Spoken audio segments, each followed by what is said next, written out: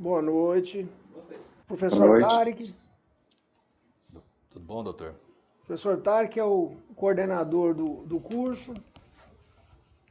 Poderia nos brindar com a sua palavra? Boa noite a todos. Boa noite, doutor Marcelo. Boa noite, doutor Alexandre. Então, vamos dar início à segunda aula do nosso curso, Psiquiatria e a Gravidez. Hoje nós vamos abordar a depressão.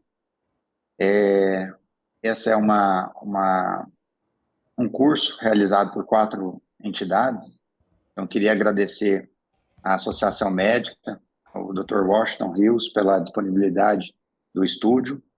Agradecer ao professor Valdemar, presidente da Serem Goiás, a SGGO e a Coreme da Asmigo, na presença aí do Dr. Marcelo Cacheta. Vamos dar início hoje, aula excelente, tema bastante importante na prática da obstetrícia. Vou passar a palavra para o Dr. Marcelo Cacheta apresentar nosso convidado, né, e o palestrante de hoje. Obrigado. Obrigado, professor Tarek. Bom, antes de apresentar o Dr. Alexandre Peleja, que é o nosso palestrante de hoje, eu gostaria também de agradecer ao professor Tarek, que foi desde o início, ele deu o pontapé inicial e estruturou todo esse curso, praticamente sozinho, ele e o professor Valdemar. Eu, falo a verdade, ajudei muito pouco. Coloquei os residentes lá para ajudar lá. Lucas Marques e a Gabriela Damasceno, a quem eu agradeço, são os 2 residentes que estão por trás da logística. Mas o professor Tarek e o professor Valdemar, principalmente o professor Tarek, que nos empurrou. E eu agradeço muito ele, porque ele até abriu, o professor Tarek, uma nova dimensão para a gente na Associação Psiquiátrica de Goiás, da qual eu faço parte. Para nós gostamos tanto dessa iniciativa. Você lembra que eu estava preguiçoso? Você mais Valdemar me chamaram lá e me deram uma catracada, né? Que eu tava... Mas, então, foi tão bom assim que nós vamos fazer um programa agora da Associação Psiquiátrica com várias outras especialidades. Então, nós já estamos interagindo com a pediatria para fazermos um curso de psiquiatria do bebê e da criança pequena, né? Da primeira infância. Então, foi muito bom, agradeço que você abriu uma porta para a gente, né? Para a gente na Associação Psiquiátrica, para a gente, e na Serem também, da qual eu tenho a honra de fazer parte, com muito orgulho, para a gente dar esse início de formação, né? Eu gostaria de agradecer também o Maurício, que fica aqui aqui nos bastidores, mas que tem nos ajudado muito, né? Na área da tecnologia da informação. E, bom, aí o doutor Alexandre Peleja, eu gostaria de apresentar, também tenho a honra de ter sido professor dele. Foi um dos que estimulei ele a ir para psiquiatria, não sei se eu fiz bem ou não. Foi lá no Jaó, estava tomando sol lá no Jaó, tal, e nós tivemos uma conversa. E ele, não sei se você queria ir para plástica, não sei. Quer dizer, eu te empurrei pro abismo, né? Ia fazer plástica, agora virou psiquiatra. Mas não sei, tá bom. Então, o professor Alexandre, o doutor Alexandre, ele foi um aluno brilhante, eu tenho a honra de ter sido professor dele, e ele foi formado na UFG, né? Lá com a gente lá, e ele também fez a sua residência médica na Pax, na clínica Pax, né? E é um psiquiatra hoje de muita projeção, participa muito, é muito ativo, é muito ligado à parte científica, a parte de divulgação. Eu agradeço também, Alexandre, por você ter vindo aqui. Né? Era férias, janeiro, ninguém queria vir e tal. E o Alexandre sempre está se dispondo a ajudar a gente lá na Associação Psiquiátrica com essas atividades, né? O doutor Alexandre também, ele trabalha atualmente no Hospital Maia, no Hospital Psiquiátrico Maia, e tem o seu consultório na Clínica Brasil. O consultório psiquiátrico dele é na Clínica Brasil. Profissional de excelente qualidade, vocês vão ver.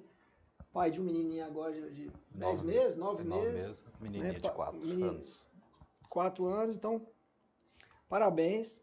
Né? Bom, o tema hoje, só para ser muito rapidinho, né? parece que é uma coisa banal, tal, isso é outra coisa que o professor Tarek também nos abriu os olhos, mas é uma coisa que é uma situação que as estatísticas, né, o doutor Alexandre vai poder falar melhor do que eu, mas assim, é uma coisa que chega a ser bastante preocupante, né? Por exemplo, as estatísticas mostram que até 20% das gestantes vão ter algum problema de depressão, né? De 18% a 20%, né? Então vão ter algum problema de depressão durante a gestação. É uma quantidade considerável.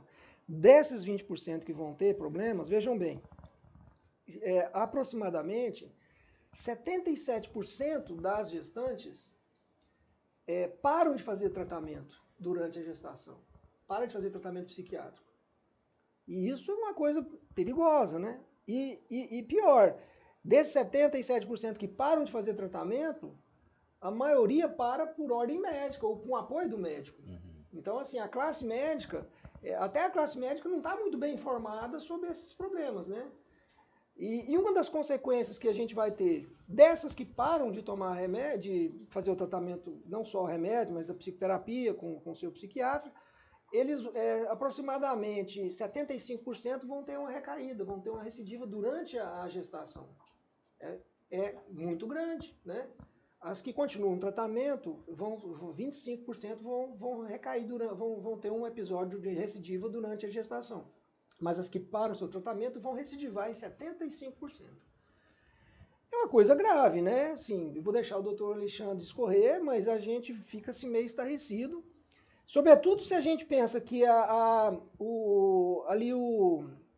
resolução final do problema também recai em problemas de parto para o obstetra e para o pediatra, né? Por exemplo, eu estava lendo uma pesquisa que mostra que aproximadamente 30% dessas crianças, dessas mães psiquiátricas, vão ter problemas ali no perinatais, problema no pós-parto imediato, né?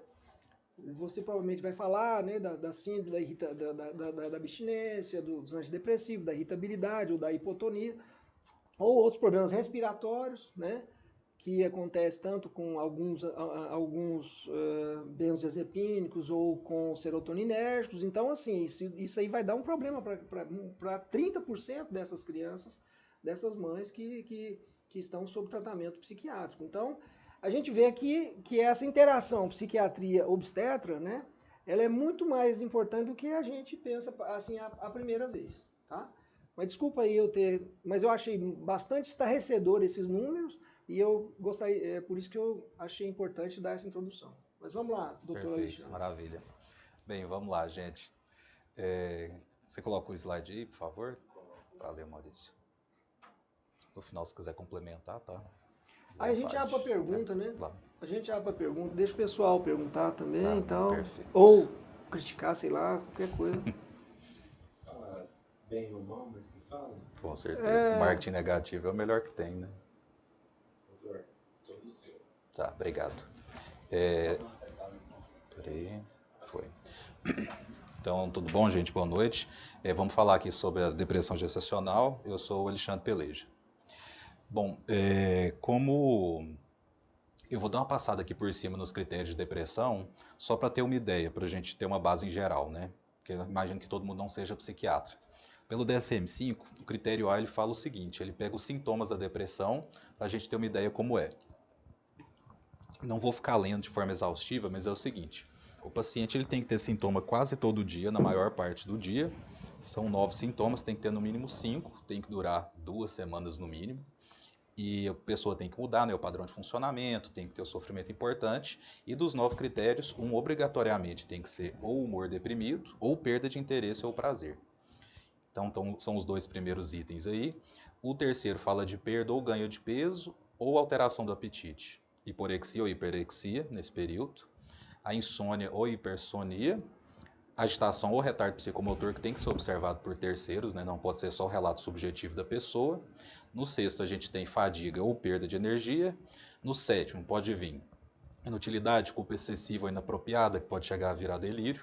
E não pode ser só uma autorrecriminação da pessoa por estar com quadro depressivo. O oitavo é dificuldade cognitiva, diminuição da capacidade de concentração, indecisão. E o nono, o nono são sintomas de suicídio, né? Vai desde o pensamento, da vontade de morrer, até planejamento, até tentativas e até cometer o suicídio de fato. O critério B, ele traz que os sintomas têm que causar sofrimento para a pessoa ou tem que atrapalhar o funcionamento dela na vida social, profissional ou em outras áreas que seja importante para a pessoa. O critério C, ele tem que excluir causas, é um diagnóstico de exclusão, a psiquiatria em geral, né? Então não pode ser causado por substância, maconha, cocaína, álcool ou remédios clínicos, e não pode ser causado por outra condição médica, por exemplo, um hipotireoidismo.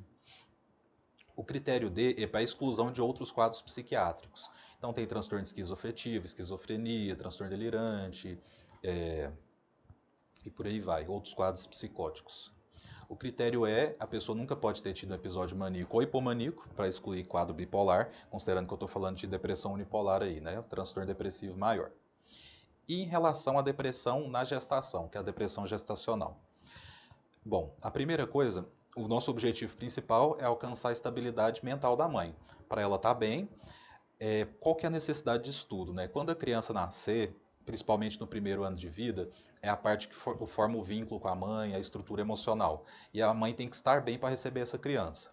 Considerando que o humor da mãe já oscila na gestação pelos hormônios e no pós-parto também vai oscilar, a gente tem que deixar essa mãe bem para ela cuidar bem da criança depois. Inclusive, isso influencia na decisão das medicações que a gente vai usar depois para fazer o tratamento, né, para pesar o risco. Quanto que o remédio vai fazer mal ou vai fazer bem. Então, a gente tem que mirar tudo isso e focar não causar dano ao feto. Então, a gente vai... Maurício, consegue baixar a tela um pouquinho, só para eu ler ali? Tá. Então, o que a gente tem que pesar? Obrigado. A gente tem que pesar os benefícios esperados para a mãe e para o feto e os riscos que a medicação pode causar. Sobre os transtornos mentais na gravidez, é interessante que a prevalência deles, dos transtornos mentais, é maior do que da pré-eclâmpsia, do parto prematuro e da diabetes gestacional. A depressão gestacional muitas vezes permanece não reconhecida pelos profissionais de saúde, que foi o Dr. Marcelo falou, e a detecção precoce e o tratamento pode prevenir o desenvolvimento da depressão pós-parto e da psicose puerperal e por aí vai. E qual que é a dificuldade da gente reconhecer a depressão gestacional? Porque os sintomas da depressão, eles são parecidos com os sintomas da gravidez, né? Então, na gravidez, naturalmente, tem o distúrbio do sono, tem flutuação no apetite, perda de energia, mudança de libido, que são todas as características que tem no transtorno depressivo maior. E as mudanças de humor na gravidez estão entre os preditores mais fortes para o desenvolvimento da depressão pós-parto, que é o que a gente quer evitar. Bom, diferentes fatores influenciam a saúde mental da mulher durante a gravidez. Alguns deles, o relacionamento conjugal da mulher, como que está com o marido, com o companheiro, o relacionamento dentro da família, com os parentes, com a mãe, pai, irmãos, a situação econômica, então o quadro de pobreza piora o quadro de depressão gestacional, o planejamento ou gravidez não planejada e a gravidez indesejada, mostrando que é um dos piores preditores para a depressão gestacional. Os fatores que aumentam a gravidade dos sintomas da depressão. O nível de escolaridade, então quanto menor o nível de escolaridade, pior. A situação profissional da gestante. Em relação à prevalência do quadro depressivo gestacional. Depende da fonte, mas varia ali de 10% até 36%.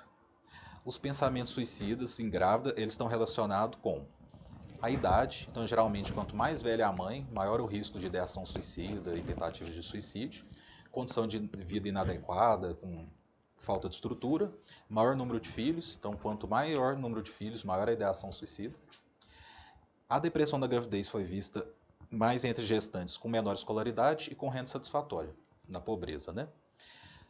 Os sintomas da depressão na gestação, eles têm um fluxo, que é mais ou menos o seguinte: eles são mais intensos no primeiro trimestre, diminuem no segundo trimestre e voltam a aumentar no terceiro trimestre.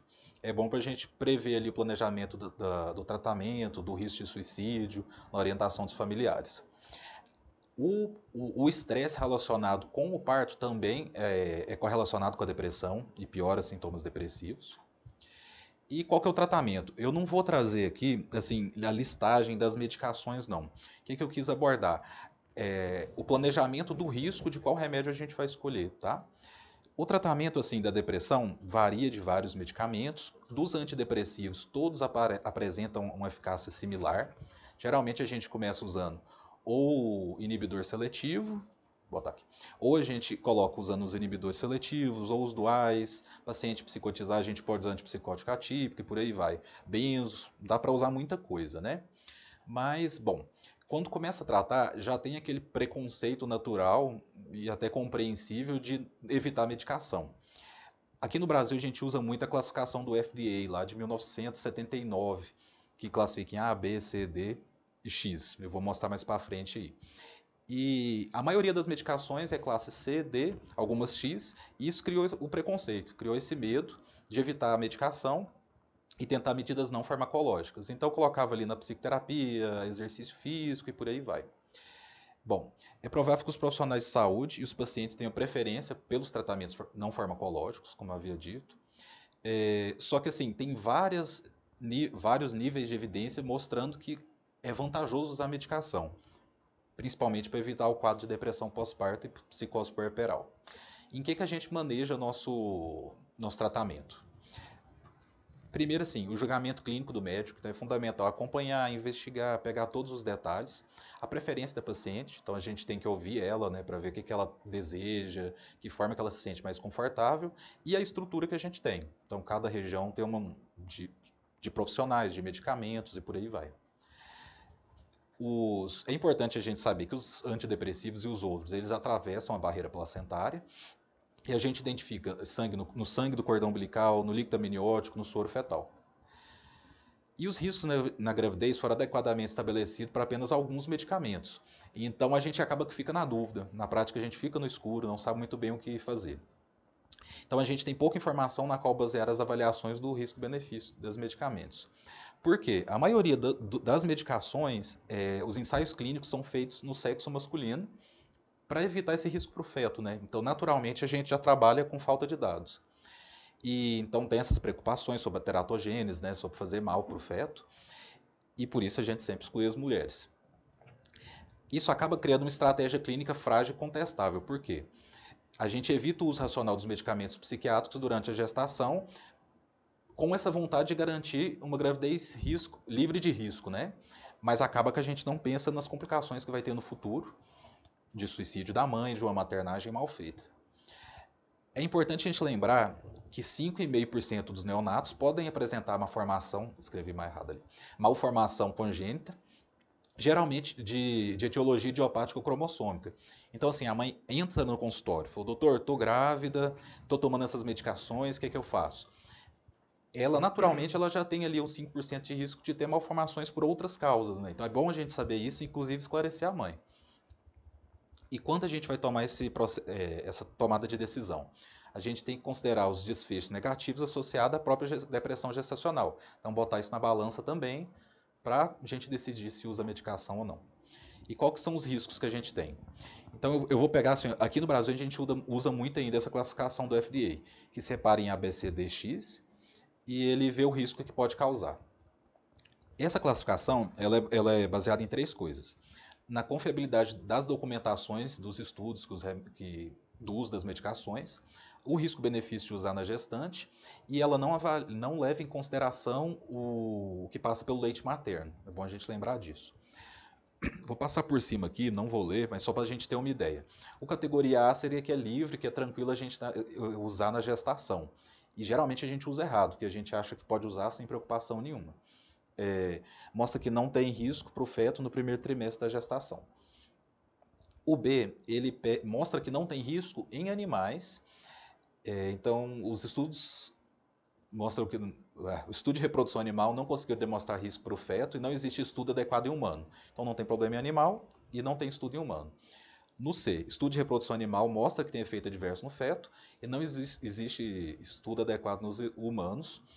O classe C, que é a maioria das medicações psiquiátricas, a gente pode usar se justificar o risco, pela categoria do FDA, né? Então, por exemplo, a grávida com risco de suicídio, a gente não tem o que fazer, em teoria a gente usa e não precisa preocupar. A categoria D, a gente tem evidência positiva de risco fetal no humano, só que o benefício ainda supera o risco, então a gente poderia usar, né, entre aspas, tranquilamente. E a categoria X é que ela é proibida mesmo por causar anormalidades conhecidas, né? Rocutan, tá. Então a gente geralmente não usaria.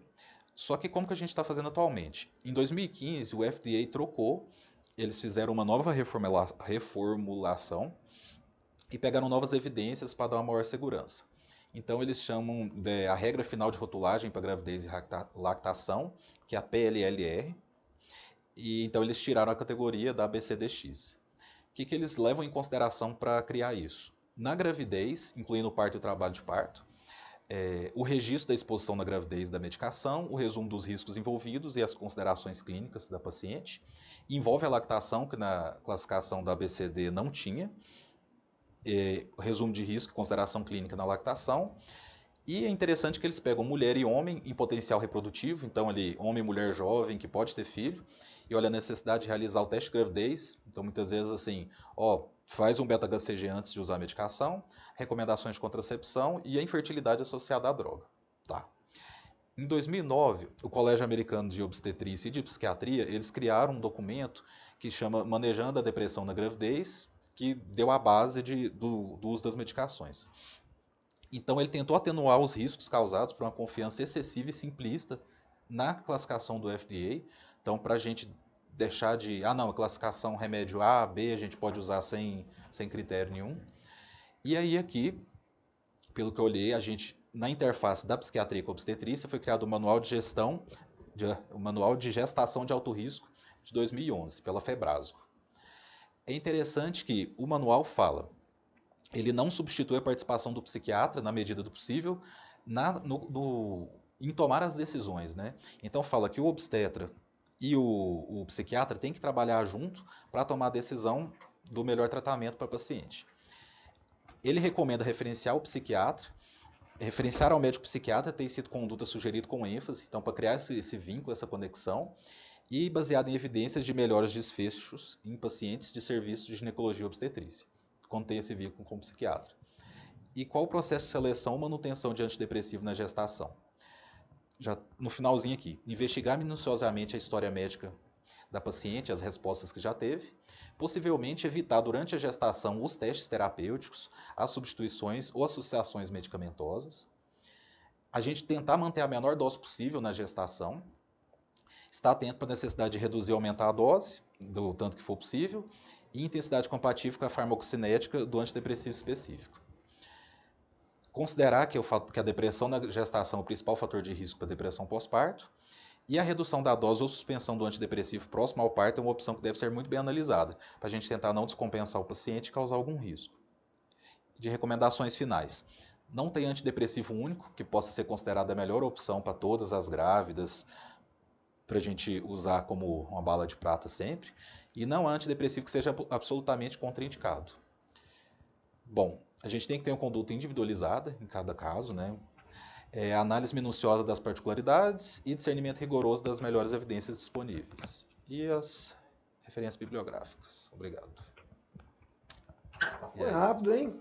Né? Acelerei, 17 minutos. Ué, que isso. Agora a gente tem que esperar o Maurício chegar para ele né, manejar aí as perguntas, né? Nós vamos abrir para as perguntas, tá? Mas enquanto ele não chega e a gente não tem pergunta, eu gostaria de trazer um dado também que eu havia esquecido, mas que eu acho também meio estarrecedor, é que o suicídio é a terceira causa de mortes de mortalidade materna. Sabia não. É a terceira causa. Então quer dizer, deve vir atrás, eu não sei, né, não sou obstetra, mas deve vir atrás de, sei lá, abortamento, de hipertensão ou eclâmpsia, né? Sei lá, distócia, sei lá, mas é a terceira causa. Então você vê que epidemiologicamente é algo assim extremamente grave, né? Assim, do ponto de vista epidemiológico. Bom, enquanto o Maurício não chega também, eu gostaria de falar assim, dar algumas coisas de prática, né? Falar um pouco da prática, né? Assim, pra gente, até para abrir para um debate, às vezes falar até algumas coisas polêmicas aqui e tal, mas eu acho bom a gente não ter medo né, das consequências, não. Mas, enfim, o que acontece? A gente, quando um obstetra, ele recebe uma gestante, infelizmente no Brasil, não sei se você concorda comigo, depois você pode até discordar, até bom que discorde, mas eu falo isso porque eu estudei na França e vi uma diferença de condutas, né? Lá há uma troca muito grande de informações, né, entre os médicos de modo geral, né? Até por cartinha, por receita mesmo, à mão, né? Eu estudei lá numa época que não tinha nem internet, acho que nem telefone não tinha. Então, mas era cartinha, então assim, havia um respeito muito grande, né? No Brasil a gente não vê isso, né? Infelizmente. Às vezes eu até parei de mandava relatório enorme e tal, o paciente falava assim, doutor, ele nem olhou assim e jogou de lá, sabe? Então, assim, nós não, e vice-versa também, né? Os psiquiatras também não, né? A gente não tem esse hábito de fazer um trabalho conjunto com outros colegas de outra especialidade. E esse problema da depressão na gestação, eu acho extremamente grave, porque precisa de um feedback, né, de ambos os profissionais, né? Como eu falei aqui, aproximadamente 77% dos obstetras, eles aconselham a gestante a parar com a medicação. Isso é um dado da literatura, que é muita coisa, é quase 80%. Então você chega no seu obstetra, doutor, eu tô grávida, mas eu tô tomando lítio, tal, valproato, né, tegretol, e sertralina, e paroxetina e tal, e não, tem que parar. Aí pode vir o quê? Pode vir um problema, né? É que a gente tá falando de terceira causa morte de maternidade, de mortalidade materna, né?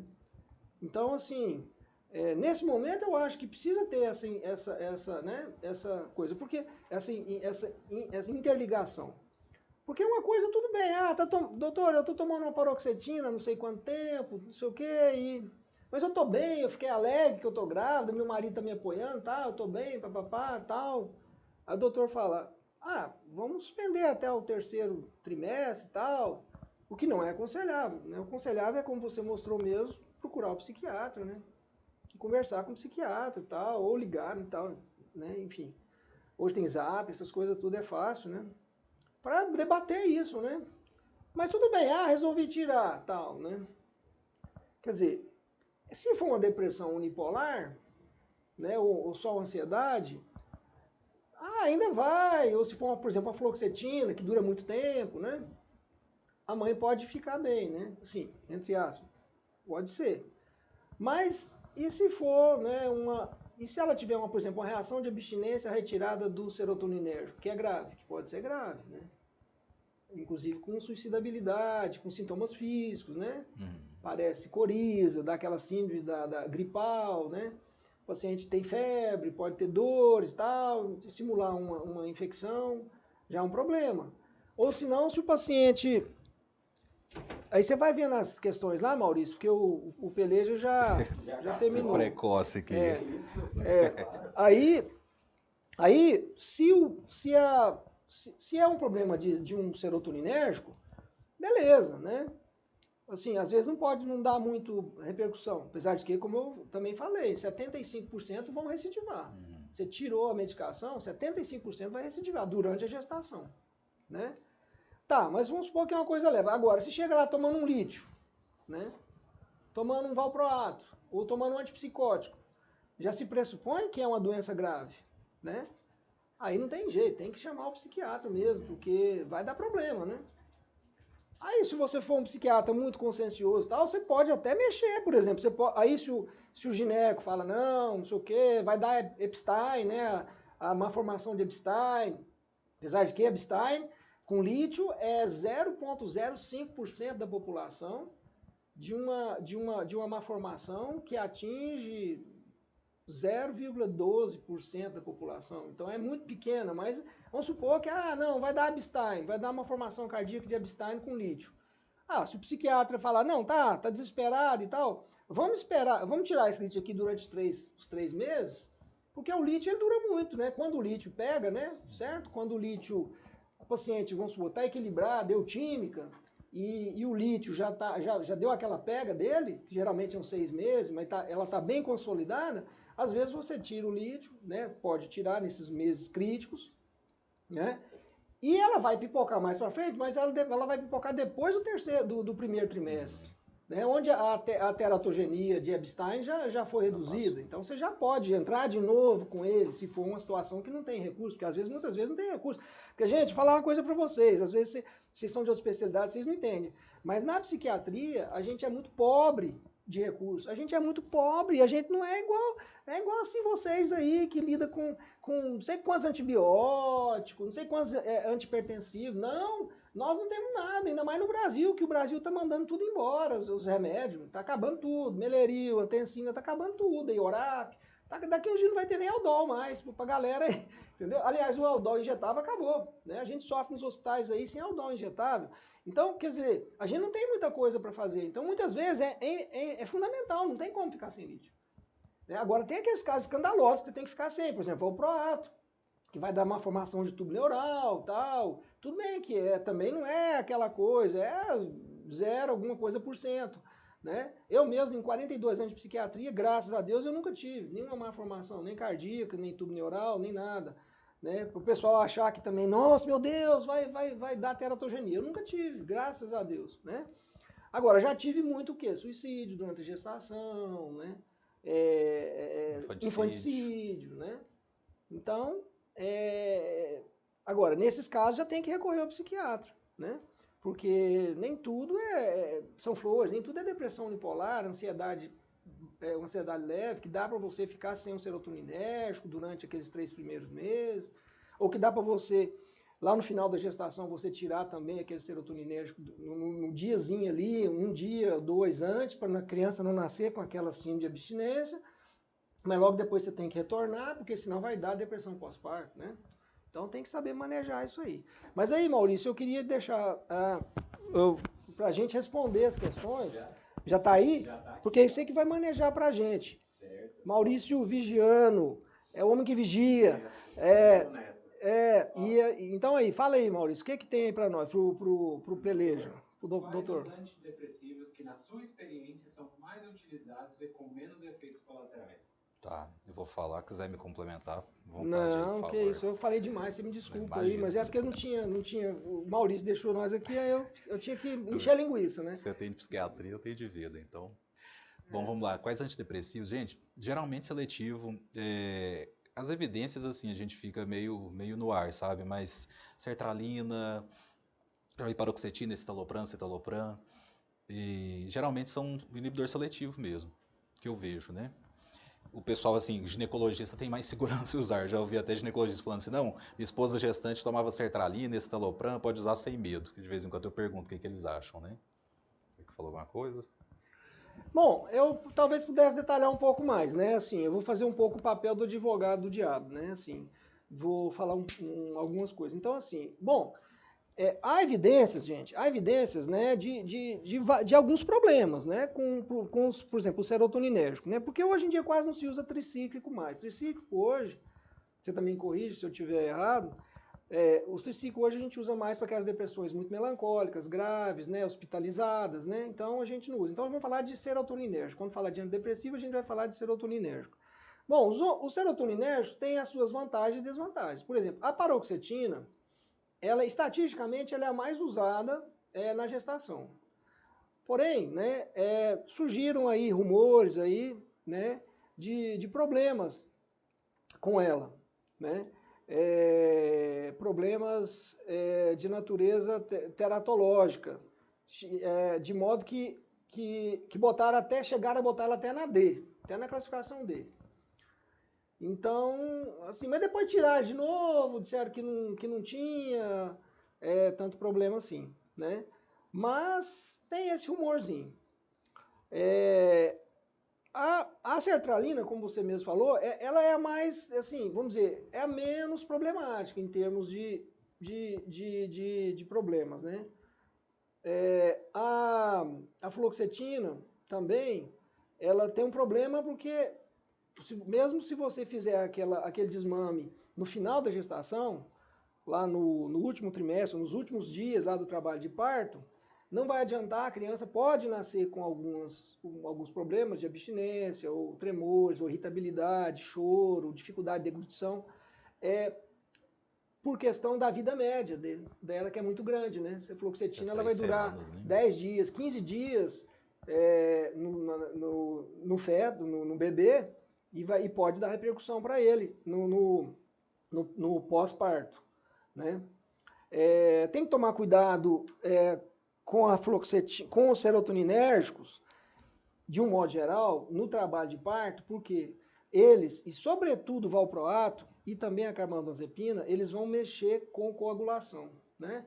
Porque, não sei se vocês se lembram lá da fisiologia, o gaitin e tal, mas as plaquetas funcionam com serotonina. Então, certo? Como ele mexe com o metabolismo da serotonina, pode ter sangramento na gestação, no parto, né? E pode dar problema para a criança e para a mãe, né? Então, outro problema que tem com os serotoninérgicos é um problema também que surgiu rumores aí de imaturidade pulmonar, entendeu? Eles viram que havia uma concentração muito grande do volume de distribuição da droga no pulmão dos bebês, né? E essa concentração leva a uma imaturidade intersticial do pulmão e leva a uma hipertensão pulmonar. Então, outro problema que alguns autores falam para tomar cuidado da presença desse problema do serotoninérgico gerar uma hipertensão pulmonar no bebê. Então o pessoal fala também, né? Então cuidado, né? Não vão com muita sede ao pote. Por isso, inclusive, fala para no final ali do terceiro trimestre, para dar uma aliviada, se possível, por quê? Para evitar a depressão pós-parto, né? Só que também essa depressão pós-parto, a gente não pode ter muito medo dela, porque, na verdade, os estudos mostram o seguinte, que os primeiros, quando você tem uma paciente depressiva, que está usando o serotoninérgico, você retira o serotoninérgico dela, e ela vai ter algum fenômeno psiquiátrico, nos primeiros 30 dias, o fenômeno psiquiátrico mais comum é a ansiedade, é o estresse, a ansiedade. A depressão só vai começar a ficar importante na fisiopatologia depois dos 30 dias. É claro que tem as depressões pós-parto mais graves, mais psicóticas e tal, que mais precoces, mas de modo geral, dá para você esperar um pouquinho ali no trabalho de parto, ou uns dias, 1 dia, 2, 3 antes do trabalho de parto, e depois você coloca de novo, né? Claro, observando o problema da amamentação, né? Porque também passa para a criança isso aí, né? Então, em termos de antidepressivo, agora, como a gente está conversando, se você também, vamos supor, não, então isso aí dá problema tal. Porque, gente, isso não é o fim do mundo, né? Eu tô fazendo o papel do advogado do diabo, eu estou citando o que a literatura fala, assim, de mais catastrófico, né? Repetindo, eu nunca tive isso, graças a Deus, mas... Agora, então, por outro lado, se você também tira esse antidepressivo, né, sem a anuência do psiquiatra ou acompanhamento especializado, você está arriscada essa paciente a suicidar, ela ir para a droga, né? Ela começar ou perder peso ou ganhar peso demais, né? Ela ir para as drogas, certo? Ir para alcoolismo, para piorar o tabagismo, que é muito mais deletério. Alcoolismo é muito mais deletério, porque o alcoolismo é X, né? Alcoolismo tem a famigerada síndrome alcoólica fetal, que é grave, né? A gente sabe que é teratológico. Então, assim, alcoolismo, tabagismo, distúrbios alimentares, né? Pode piorar os distúrbios alimentares da gestação. Então, a mãe vai ter compulsão alimentar, muitas vão ter compulsão alimentar porque já fica com um pouco mais de fome, e outras vão ter compulsão alimentar e vão reativar a anorexia. E aí começa, às vezes, vomitar, começa a emagrecer, estarvar, e aí gera o quê? Uma desnutrição intrauterina. Porque os estudos mostram também que essas crianças de mães depressivas, né, elas têm uma tendência a nascer com perímetro cefálico diminuído, certo? Então, isso aí pode até vir a comprometer depois o desenvolvimento psicomotor da criança, né? Então, assim, o que a gente tem de dados? Agora, já fazendo o papel do defensor dos pobres e oprimidos. A gente tem estudos assim, que mostram que a falta de tratamento ela é muito mais deletéria do que o tratamento. Quando bem indicado, é claro. Você não vai dar sertralina para uma pessoa que está com crise existencial. eu tô ganhando muito e tô sentindo culpa porque tô ganhando muito. Toma sertralina na gestação. Não, aí não, pelo amor de Deus. Mas se você tem uma mãe border, suicida, com toxicomania, com distúrbio de alimentação, com transtorno bipolar, né? E que ela para e não faz tratamento, o risco para o feto é muito maior. Inclusive, por exemplo, a ansiedade dela vai produzir efeitos no cérebro da criança. Por exemplo, o cortisol é um veneno para o cérebro. Né? Cortisol, ele está associado com aumento de hiperatividade, com aumento de autismo, né? Com aumento de problema de disforia de gênero, problema da sexualidade, né? Com mães muito ansiosas, né? Aumento de transtornos depois na criança também, por conta da falta de tratamento. Então vai nascer uma criança mais irritada, com ansiedade.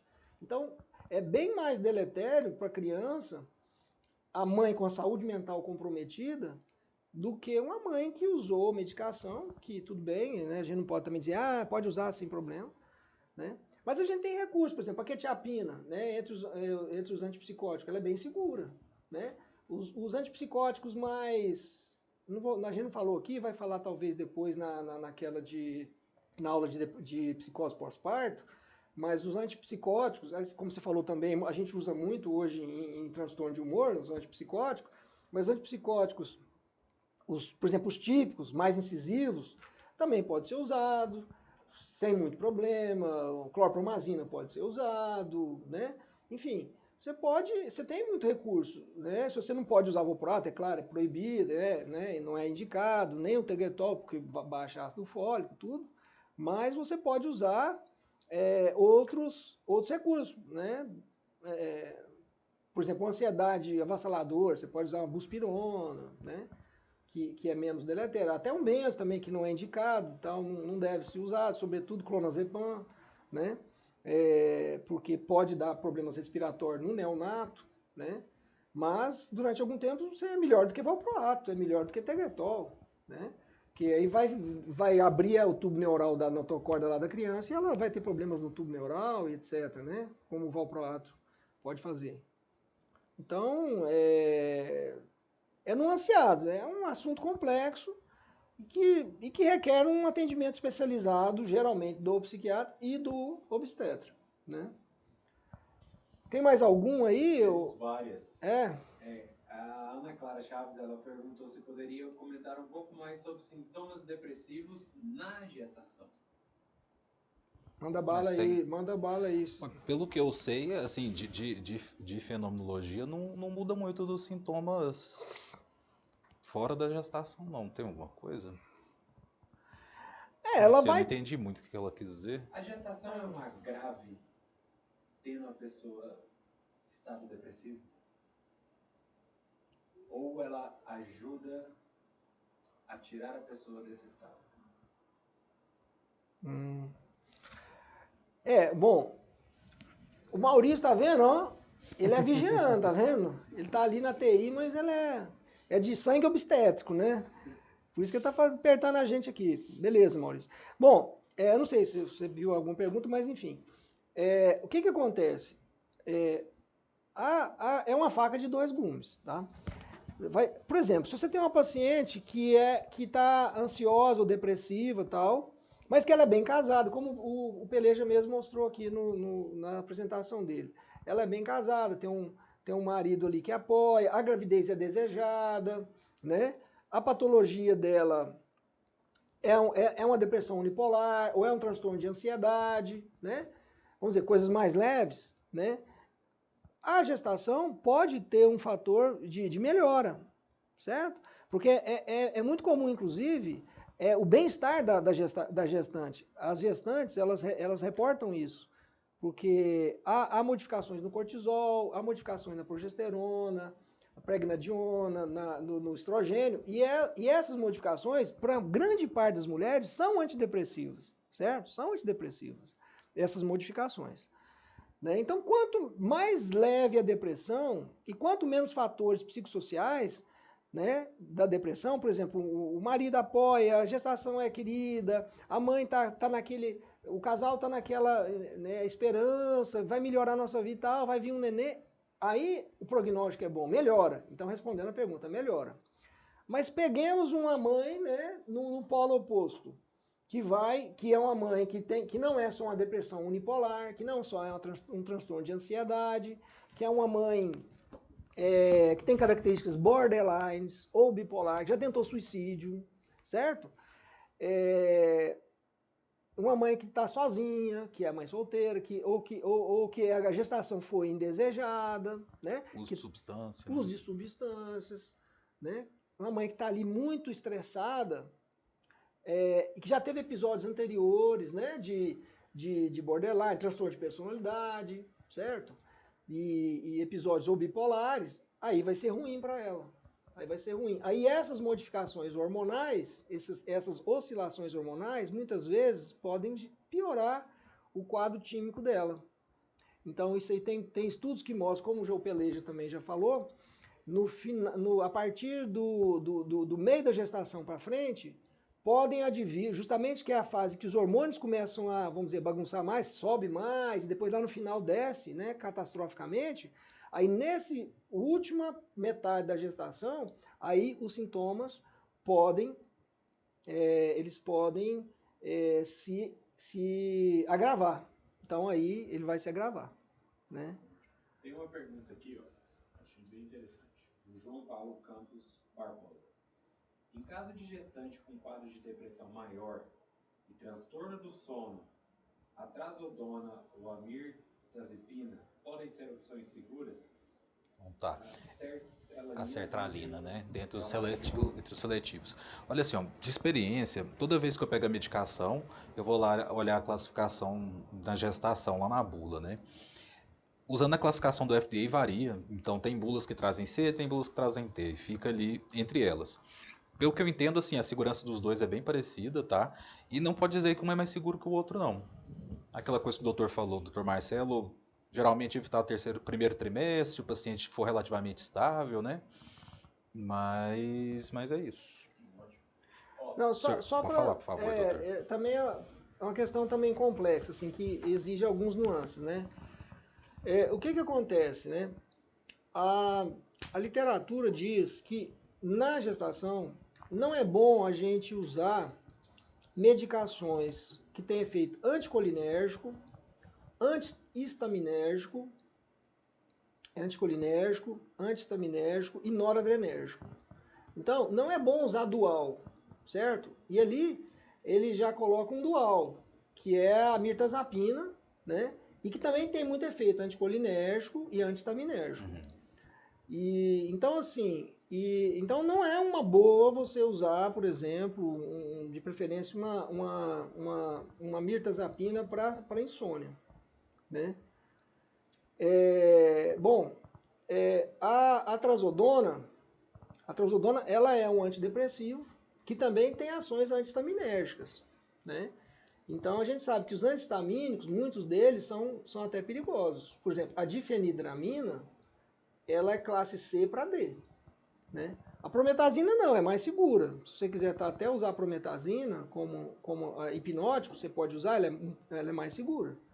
Mas a trazodona, além do que a trazodona também tem efeito antidepressivo. Se você tiver um paciente depressivo com tendência bipolar ou com tendência timopática, ou tendência para descarrilamento de humor, você pode estar precipitando uma piora do paciente. Pode entrar, por exemplo, em hipomania ou estado misto.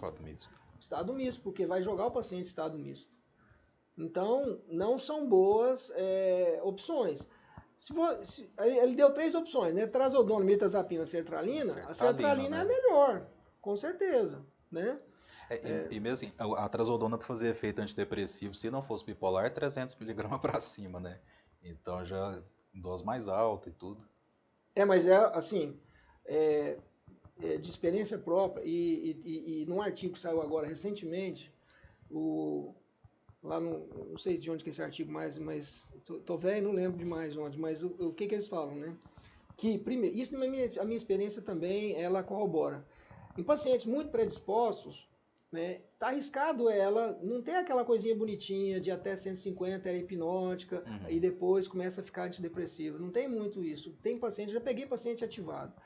com dose menor, com dose hipnótica. Primeiro. Segundo, esse artigo, né, que foi publicado recentemente, ele fala que houve um aumento de ciclar de estado misto, de comportamento disruptivo, sobretudo em mulheres mais jovens, quando associou a trazodona, certo? Ou sozinha, ou em conjunto com o serotoninérgico. Por que disso? O artigo fala. Porque o metabólito principal da trazodona é o MCPP, que é o metabólito principal da serotonina. Então ele é um serotoninérgico mais potente que existe, é o MCPP. E o paciente já está tomando um inibidor da recaptação. E você joga a serotonina, né? A gente sabe que tem aquela hipótese, e que é importante, né? Tem muitos psiquiatras que defendem ela, de que na depressão, pelo menos no início, não é falta de serotonina que está atrapalhando. Então, às vezes você joga serotonina com um paciente que já está ativado, que já está em estado misto, e aí você joga muita serotonina com a trazodona, e aí o paciente pode descarrilar. Então, assim, sobretudo na gestação, eu não indicaria. No primeiro trimestre, você tem de evitar benzo, certo? Evitar os benzos, porque no primeiro, assim, falando em hipnótico, né? Então, evitar o benzo, porque o benzo, ele é um GABA, ele é um GABAérgico, e ele vai diminuir, então, o ácido fólico, certo? Então, se você for usar benzo como hipnótico, você vai ter que repor uma dose alta de ácido fólico, no mínimo 5 miligramas você vai ter que repor, né, no primeiro trimestre. Aí depois do primeiro trimestre, segundo, aí tudo bem, você já pode usar. Só que aí no final da gestação você vai já ter problema com benzo também, porque você já vai gerar a síndrome do bebê, do neonato. Né? Porque vai dar hipotonia, vai dar dificuldade respiratória. Né? Esse estudo mesmo que eu citei agora mesmo, que mais ou menos 30% dos bebês de mães psiquiátricas vão ter sofrimento neonatal, a maioria do sofrimento é de estresse, de estresse respiratório, de dificuldade respiratória. E os autores do artigo, eles dizem que provavelmente é um estresse respiratório devido aos benzos, sobretudo clonazepam. Então, assim, também é uma coisa complicada, né, de se fazer, de se modular. Às vezes você pode usar, como eu falei, às vezes até um Amplictil, um Neosine, uma Prometazina, né? Mas aí eu acho que já começa a ficar complicado, como diz, para o obstetra, né? Porque a gente está falando aqui uma pergunta de um obstetra. Eu acho que já teria que ir para uma avaliação psiquiátrica mais profunda, né? Vou misturar algumas perguntas aqui, tá, para ver se a gente consegue pegar bastante coisa. O pessoal pergunta muito sobre remédio, né? Mas existe alguma coligação entre a depressão durante a gravidez com um feto com problema mental? Ou um não está correlacionado ao outro? Posso Manda bala. Então, assim, da mãe, durante a gravidez, tem um quadro depressivo e depois o feto ter, né, quando crescer e tal. Bom, que eu imagino aqui, o principal seria pela genética, sabe? De depois a criança desenvolver. Pelo que eu saiba, o quadro depressivo na gestação, fazer a criança no futuro ter, eu acho assim, se for um quadro não tratado, pelo risco da criança, às vezes pela criação dela, uma mãe deprimida em casa, que não faz vínculo com a criança direito, brigando com o pai ou usando substâncias, acho que isso tudo no futuro pode piorar. Porque assim, aquela mistura ali da genética com o ambiente, né? Eu acho que uma mãe deprimida não tratada vai contribuir com certeza para a criança. E a questão da epigenética ali, né? A criança já tem a genética de quadro depressivo, de quadro transtorno bipolar, o que seja. E aí ela vive num ambiente com muito cortisol, com muita briga, com substância, vai desencadear. O nexo que eu vejo é esse. E o senhor, doutor? Eu acho que respondeu muito bem, não precisa falar mais nada. Que bom. Tá limpo, tá limpo. A Andrea pergunta como a síndrome serotoninérgica afetaria a gestação e o feto? O doutor Marcelo é bom. Pai, síndrome serotoninérgica, gestação e o feto. Vamos lá. De sintoma físico, né? Oscilação dos sinais vitais. É uma crise muito grave, né? Com risco de morte. Eu imagino ali que é pedir para dar errado, né? Num parto, assim, pegar um parto a termo ali, tudo redondinho, a paciente fazer um quadro desse, eu acho que é um risco tanto para a mãe quanto para o feto. E o senhor? Eu concordo também. Acho que É porque na síndrome serotoninérgica, né? Primeiro, como o Peleja falou muito bem, para nós psiquiatras morrendo de medo disso aí. A gente morre de medo de síndrome serotoninérgica, assim como síndrome neurolética maligna, assim como síndrome tiramínica, né? E a síndrome noradrenérgica e a anticolinérgica. São síndromes na psiquiatria que a gente morre de medo, porque são síndromes potencialmente fatais. A síndrome serotoninérgica mesmo, ela é potencialmente fatal, se ela ficar grave. Então, por exemplo, o que a mãe vai ter? A mãe vai ter convulsão, né? A mãe vai ter hipertensão, ela vai ter dificuldade respiratória, que vai dar um broncoespasmo, é como se fosse um tumor carcinóide ali jogando serotonina. Então vai ter broncoespasmo, ela vai ter diarreia, vai ter a motilidade intestinal e também de musculatura, de músculo liso, ela vai ter hipermotilidade, então ela pode ter abortamento, né? Ela vai ter insuficiência respiratória, vai ter mioclonias, né? E vai ter hipertermia. Então isso aí o feto vai entrar num sofrimento terrível, né? Então é uma urgência e para a criança, para a mãe e para o feto, né? Talvez o que é importante para o obstetra, no caso, que é a pergunta, suponho que seja o obstetra, é identificar, né, a síndrome serotoninérgica, né, no início, porque no início que é fundamental você identificar. Então, assim, qual o sintoma principal da síndrome serotoninérgica que você já tem que ficar assim, e se ela tiver, você já tem que caminhar ou para o psiquiatra urgente, se for leve, ou para UTI, porque é um caso de UTI, se for grave, né? O rush cutâneo, é o rush, é o flush, que o paciente fica vermelho, a pessoa está assim, nossa, fiquei vermelho, minha mãe falou que eu estou vermelho e tal. Vermelha, eu tô quente, doutor, também tô sentindo quente, e hipertermia, né? E a vermelhidão e cefaleia, né? Geralmente é uma cefaleia pulsátil, meio tipo enxaquecosa, mas que é bastante intensa.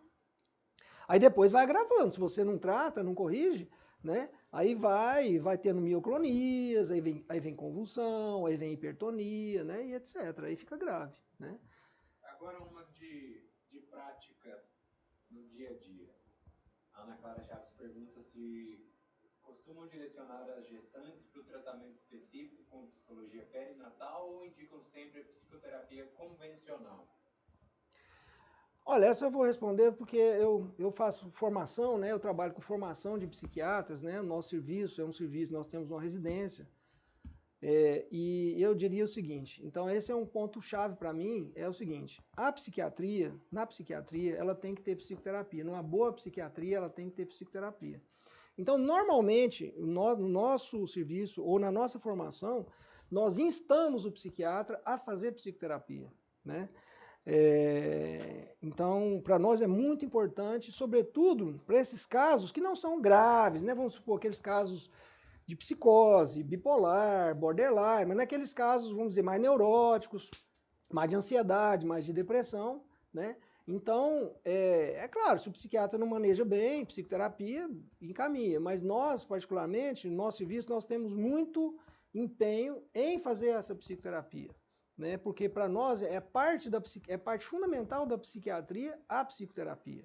Inclusive, como eu falei aqui agora, como o próprio Peleja falou agora mesmo, essas mães, muitas delas estão sob estresse situacional. Eu perdi, o marido largou, mãe solteira, né?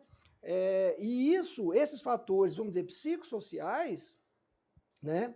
Vamos supor, então, fatores psicossociais existenciais, por exemplo, não tem companheiro, gravidez indesejada, uma mãe mais provecta, que não estava preparada, ou queria uma mãe que queria investir na carreira, ou na vida executiva operativa, ela vai ter problemas psicoterápicos que, se não forem convenientemente tratados e diagnosticados, e repetindo, no nosso serviço, na nossa orientação, isso é papel prerrogativa do psiquiatra, é um papel que ele tem que exercer, porque se não for prevenido e tratado, o próprio Peleja também mais uma vez falou isso é um fator de risco para as síndromes psiquiátricas puerperais, que pode vir então na forma de depressão, beleza, pós-partum blue, tranquilo, mas pode vir na forma de psicose confusional, de psicose perplexa.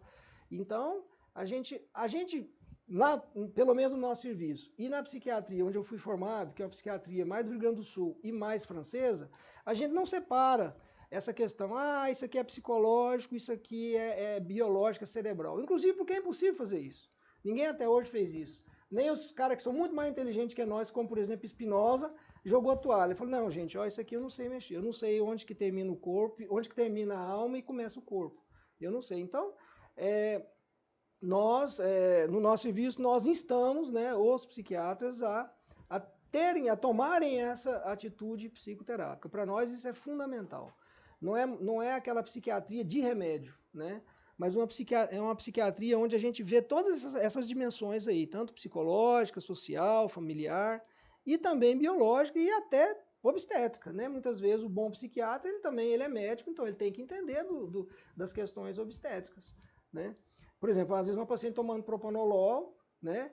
Para uma síndrome hipercinética da gravidez e aí dando depressão. Então, você vai ter uma depressão por propanolol.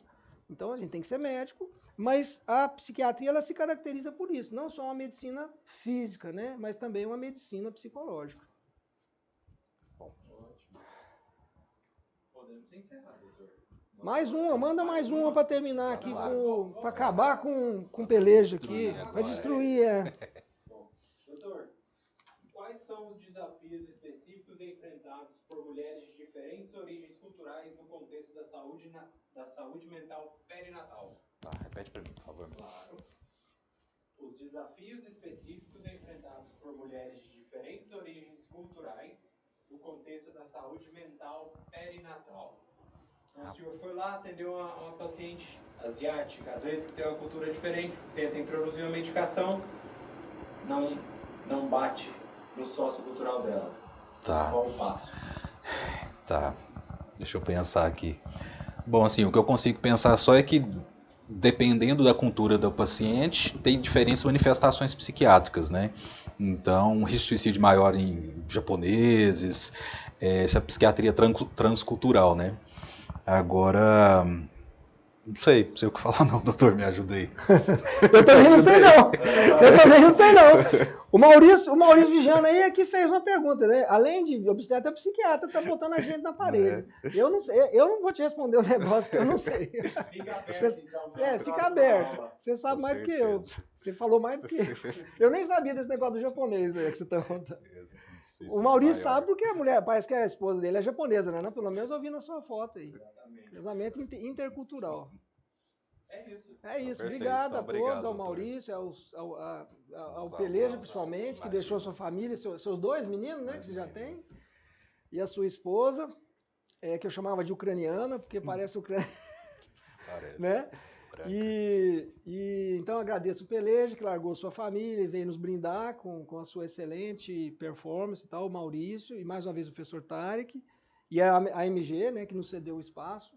E no próximo segunda estamos aqui de novo com o Dr. Miguel Neto, que vai nos falar sobre ansiedade. Só para terminar, no finalzinho, eu gosto de enaltecer os colegas, os psiquiatras, ao contrário de muita gente que gosta de derrubar, eu gosto de que os outros sejam melhor do que eu. Então nós temos esse livro, estou fazendo propaganda de graça, ele nem me pediu, nem sabe que eu estou aqui, viu, Eude? Mas é de um colega goiano, de um psiquiatra goiano, que escreveu esse livro, ele é excelente, né? Não sei se você compilou, mas estudou por ele, mas é muito bom, Tratar de Saúde Mental da Mulher, saiu a nova edição, então, e é do Dr. Eude, que é nosso aqui, formado na UFG, não sei se foi colega seu lá ou não.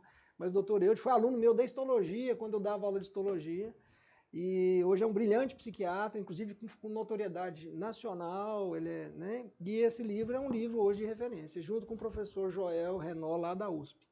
Tá? E ele está aqui entre nós. Ele até disse que poderia vir, mas ele é um especialista, né, nessa área de psiquiatria ginecológica obstétrica, mas ele, infelizmente, ele não pôde vir por causa da agenda. Né? Mas o doutor Alexandre, espero que volte. A APG vai continuar com esses programas de pediatria, cardiologia. Vocês podem mandar a sugestão para a gente também, tá? E até mais. Obrigado. Obrigado.